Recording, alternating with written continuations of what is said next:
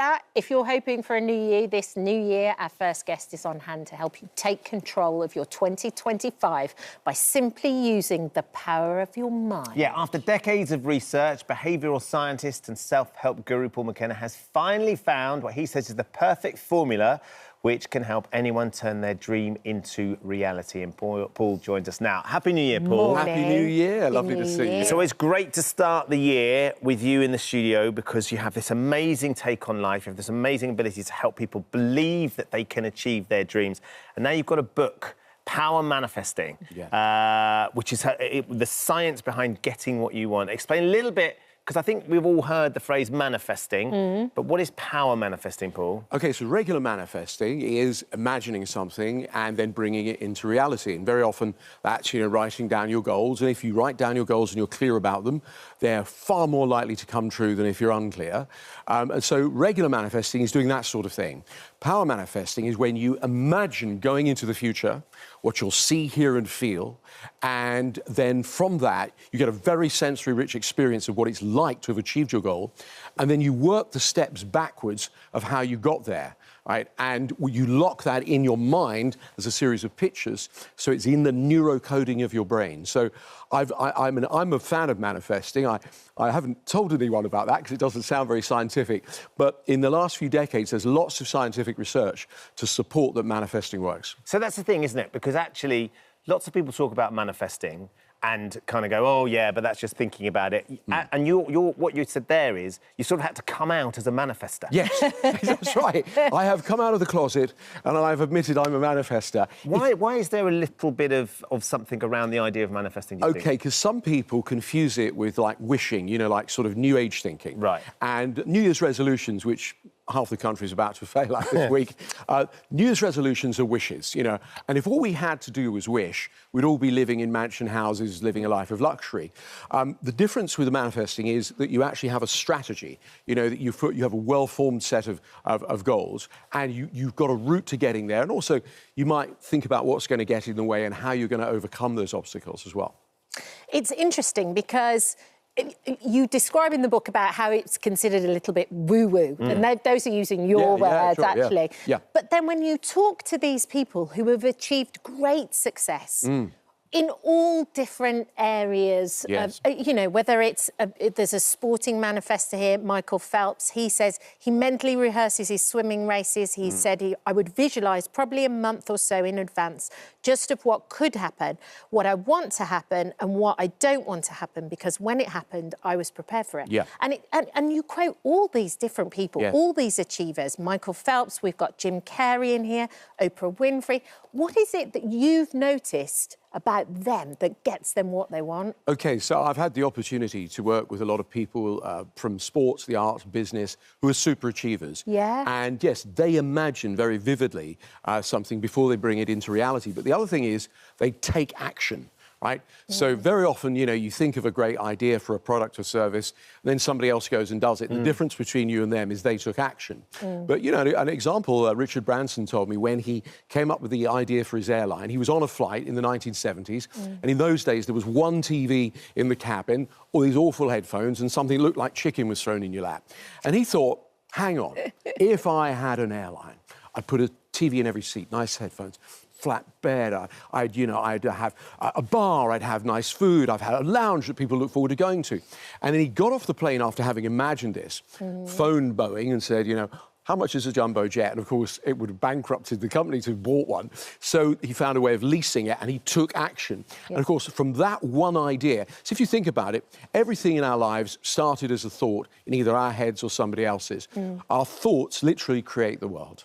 I think one of the other things that's in the book is you talk about people often focus on what they don't want rather than what they do want. And if you could get that the other way round, it can change everything. Because we all say, oh, I don't want to be fat, I don't want to drink as much, I don't want to, rather than going, I'm going to be slimmer, I'm going to eat healthier. That's absolutely right, Ben. Yeah, a lot of people say, I don't want to be overweight, I don't want to be single. They're putting all their energy into that rather than thinking about what they do want, because basically, one of the simple laws of modern psychology is you get more of what you focus on.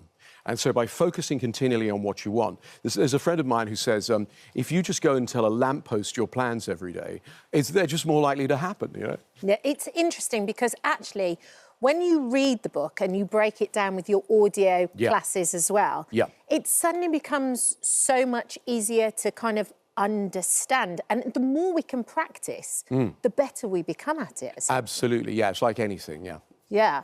So now, we will have viewers at home who will be very keen to hear your formula, but equally to understand what it is that they can do this morning to try and help them manifest their dreams and hopes for 2025. So can you look down where we... number one, down right here. And give some advice, Paul, as to what they can do. OK, we're going to do a technique. It's a very simple visualisation, thought experiment. If it's safe to do so, close your eyes. If not, keep your eyes open. So what I'd like you to do is imagine we're travelling 1 year into the future. It's 1 year in the future, and you've had one of the best years of your life, if not the best year. Imagine it's been your best year. If that's true, what must have happened in regard to your health, both mental and physical? If it's been one of the most amazing years of your life, what must have happened in regard to your relationships, personal and professional? If it's been a fantastic year, what's happened in regard to your career and your finances? If it's been an amazing year, what are your general levels of happiness like? What do you see? What do you hear? How do you feel? Get a really sensory-rich experience of that. Let your unconscious mind know this is what you want. Now, this is the next bit. Keep that there in the future, but I'd like you to float back from it, say 3 months, and just ask yourself, what happened before that, 3 months before that? Get a sense of the journey. That's right. And then come back another 3 months and ask yourself, what happened just before that? Get a sense of it. Float back another 3 months and then get a sense of what happened, and then all the way back to now.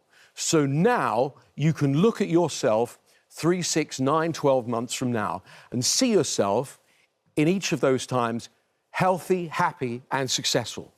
And as you concentrate on this every day, you're likely to bring this into reality. That's how you do it.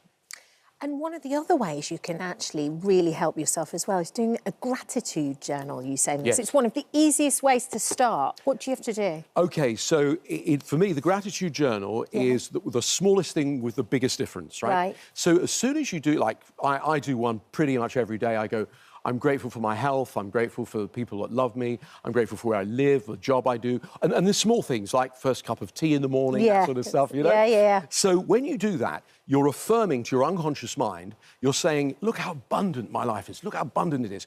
And remember, we always get more of what we focus on, so by doing that, your mind goes, oh, I'll get you more of that, And also, if you're feeling a bit down, you read back through that list, and it lifts you up.